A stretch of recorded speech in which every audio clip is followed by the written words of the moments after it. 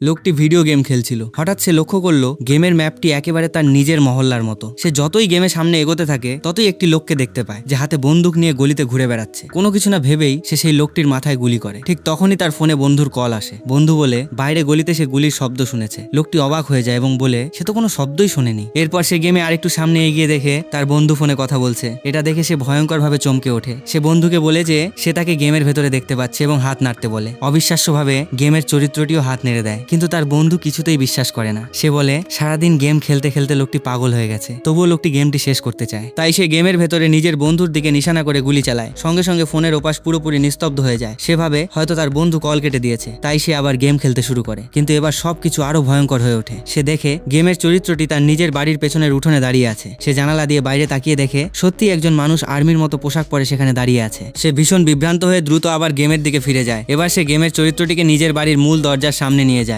গেমে দরজাটি খুলতেই স্ক্রিনে সে নিজেরই মুখ দেখতে পায়। তারপরও সে এটাকে শুধু একটি গেম ভেবেই নিজের চরিত্রের দিকে গুলি চালিয়ে দেয়।